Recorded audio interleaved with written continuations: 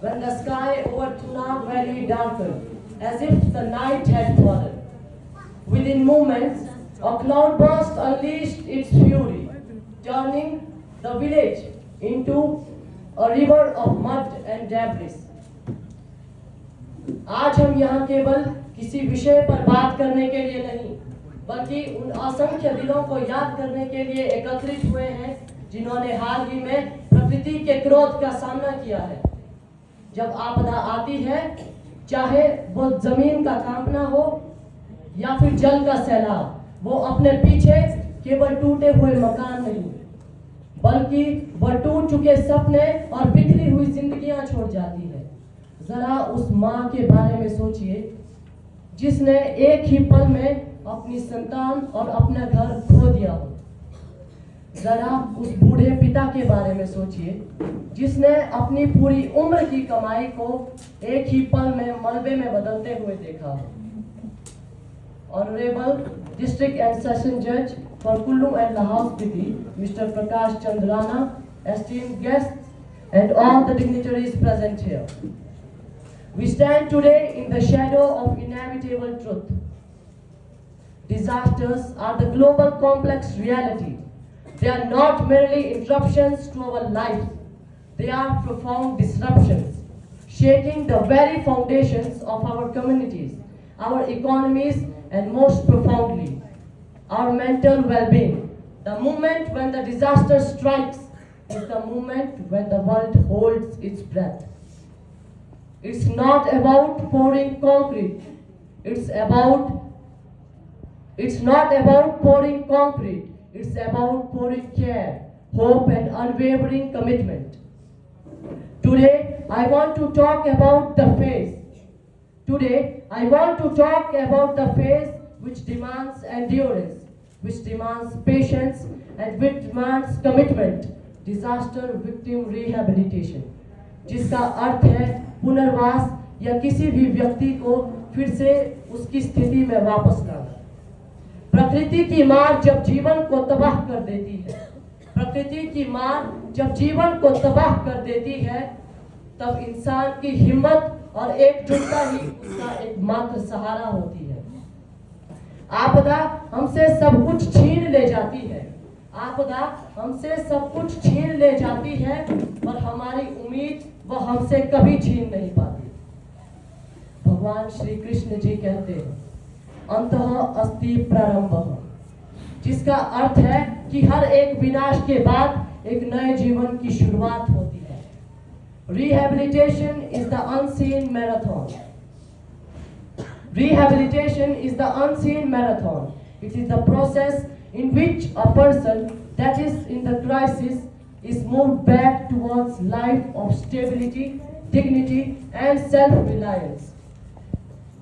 The first and most crucial pillar of rehabilitation is to treat the invisible wounds of trauma that a person undergoes. आपदा के बाद हमें पहले उस एक इंसान की टूटे हुए मनोबल को थामना होगा। हमें उसे यह विश्वास दिलाना होगा कि हम उसके साथ खड़े हैं। हमें उसे यह दिखाना होगा कि हम उसके दुख को समझ पा रहे हैं। हमें मनोचिकित्सक, काउंसलर आदि के द्वारा उसे उस सदमे से बाहर निकालना होगा जो उसे अंदर से खोखला करता जा रहा है। हमें उन्हें यह दिखाना होगा कि बड़े से बड़े दुख के बाद भी जीवन आगे बढ़ता है। The second and important pillar of rehabilitation focuses on economic restoration. A home provides security, but a livelihood provides dignity. जब कोई आपदा आती है, वो केवल हमारे घरों को तबाह नहीं करती, बल्कि वह पूरी दुकानों को और पूरे बाजारों को तबाह कर देती है। हमें इससे निकलने के लिए सरकार को कुछ ऐसे अहम कदम उठाने चाहिए जो वो उठा भी रहे हैं। Finally, we must recognize that a disaster rips away the social fabric of an community. Disaster rips away the social fabric of any community. Losing a home, a loved one, and especially the fundamental sense of security. हमें, मेरे दोस्तों, मैं आपसे एक सवाल पूछना चाहता हूं। क्या यह पुनर्वास का काम केवल किसी सरकार या संस्था का है? क्या यह हम भारतीय मानवीयता के हिसाब से यह हमारा कर्तव्य नहीं है? बताइए, क्या यह हमारा कर्तव्य नहीं है? याद रखिए, हम उस देश के नागरिक हैं जिसने सदैव वसुदेव कुटुंबकम, पूरा विश्व एक परिवार है, पर विश्वास किया है।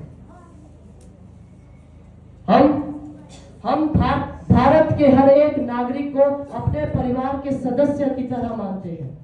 जब हमारे कोई परिवार का सदस्य पीड़ा में है तो यह हमारा धर्म है कि हम उसके साथ खड़े हों और उसकी सहायता करें। आइए आज हम यह शपथ लेते हैं कि हम मलबे में से केवल ईंटें नहीं निकालेंगे, बल्कि उन ईंटों में से उनकी उम्मीदें और हौसले बनाएंगे। हम केवल उनके आंसू साफ नहीं करेंगे, बल्कि हम उनके चेहरे पर वो मुस्कान वापस लाएंगे।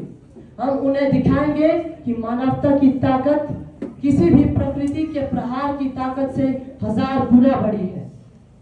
पुनर्वास दीवारों का नहीं, दिलों का निर्माण है। At last, I would like to quote some lines said by world famous scientist Albert Einstein. In the middle of disaster, in the middle of difficulties, there is an opportunity. ये वाक्य हमें ये बताता है, यह कोट हमें ये बताता है कि हर एक मुसीबत हमारी सफलता की सीढ़ी है। धन्यवाद। जय हिंद, जय भारत।